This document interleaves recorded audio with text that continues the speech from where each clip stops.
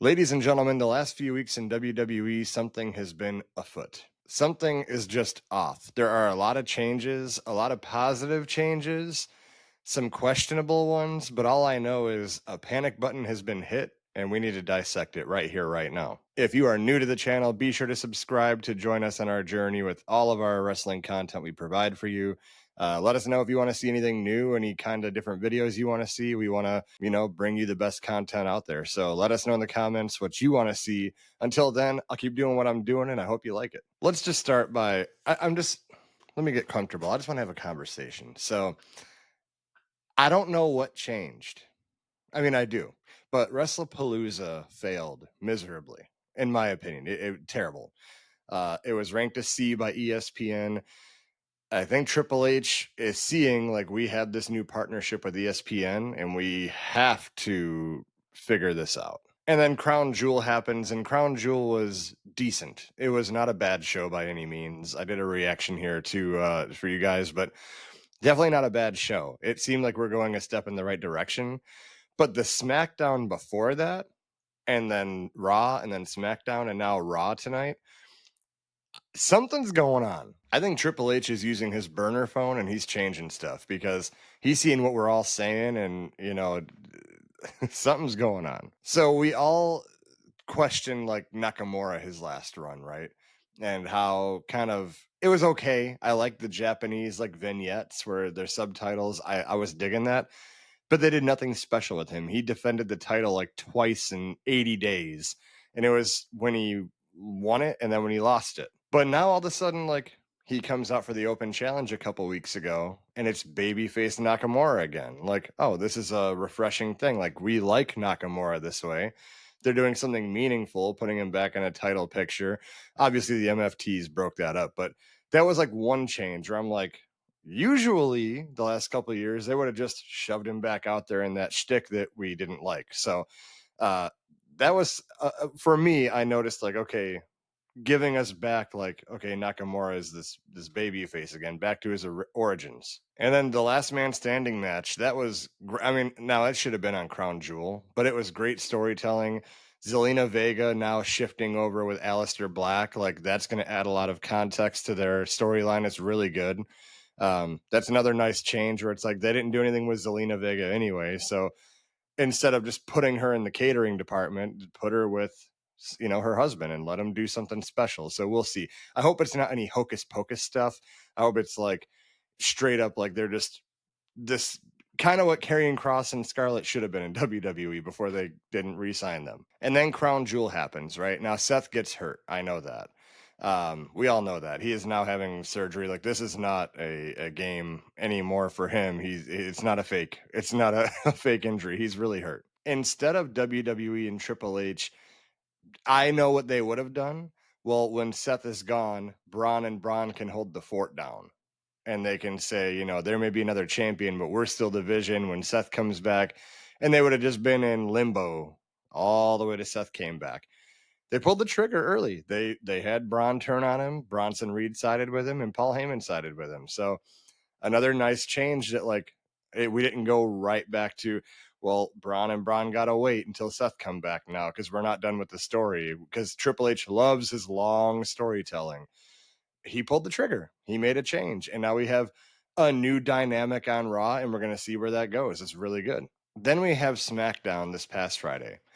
Open Challenge happens. Ilya Dragunov comes out.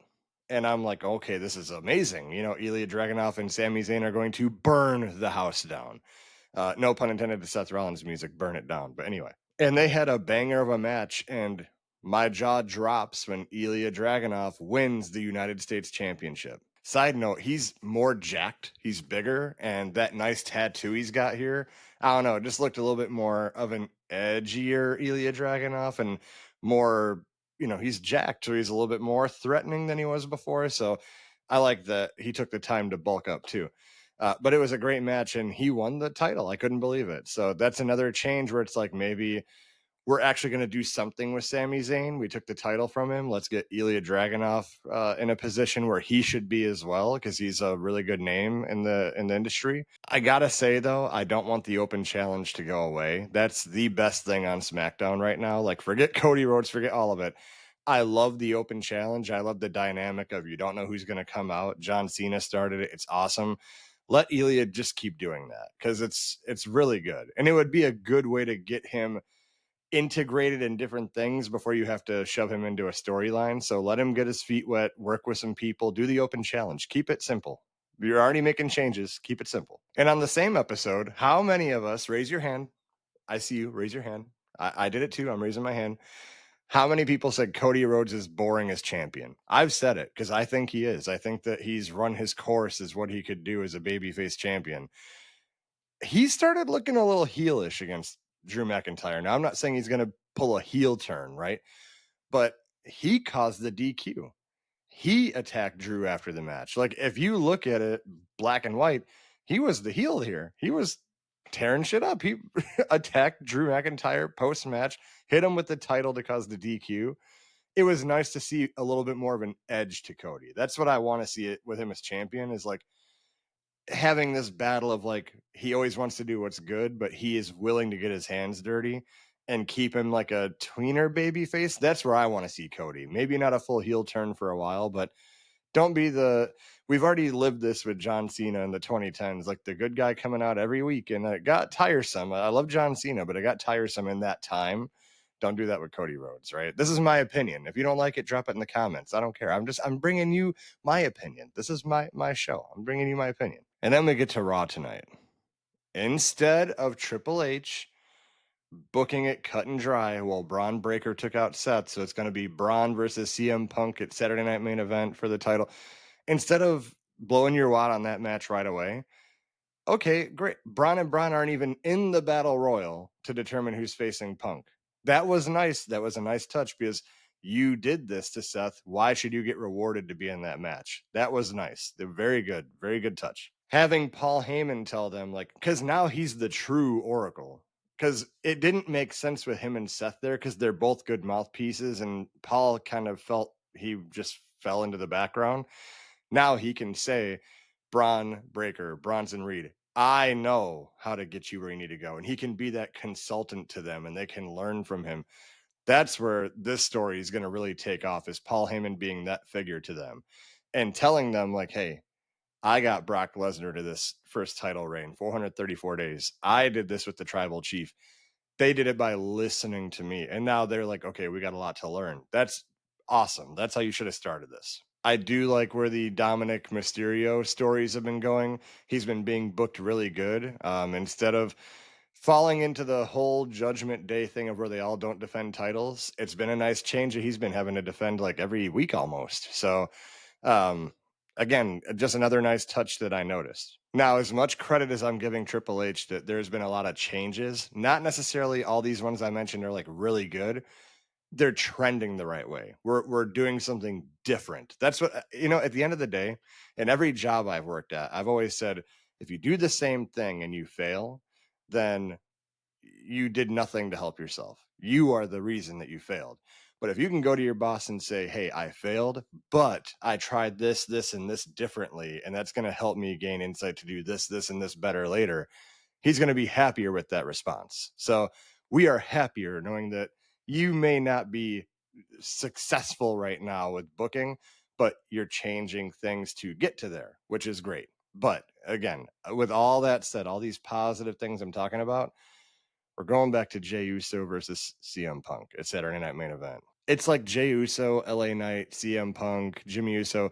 They've been in this cyclone with each other for months and like no culmination. So this is the Battle Royal. This would have been a perfect time to put someone else in that position. I mean, at the end of the day, we know Braun and Braun are most likely going to get injected into this match at Saturday Night Main Event to interfere, maybe setting up a triple threat with Braun Breaker later. I don't know what they're going to do, but why not have Rusev win here? I mean, I know he's in a story with Dom, but he just lost to Dom earlier in the night, and Penta came out to set up his next match with Dom. So unless you're going to do a triple threat there, why not just have Rusev in that match? Give him a little bit of shine. CM Punk is probably going to win this title anyway. I don't see Jay getting it unless their story is Jay's doing this because Jimmy's going to interfere. Maybe they're still doing the turmoil between them. I don't know. But this is where it comes in where it's good that I don't know what's going to happen, but I wish they would have went a different route and gave a different person that opportunity. This was your one shot to give some rub to someone else. Sheamus is established. Why couldn't Sheamus face CM Punk at Saturday Night Main Event? That would have been something completely different that I would have been here for. But Jey Uso is just still getting title shots, even though he's in this tag team, you know, rivalry with Jimmy. I don't know what they got cooking here, but they should be working on like Jay wanting to be the guy and he's got to work with Jimmy and they go after the tag titles. That's what should be happening, but Jay's back in the title picture again. So again, unless it's to further the storyline with him and Jimmy Uso, maybe Jimmy interferes by mistake and costs him the match. I really hope Braun and Braun don't interfere in that match just because it is too, now that they've taken the back seat a little bit, don't just rush him back in there because Braun Breaker shouldn't be in the title picture for a couple months. You know, Royal Rumble's coming up. He could win the Royal Rumble, take on CM Punk at Mania. We don't know, right? But again, I just wanted to come on, talk to you, relaxed conversation.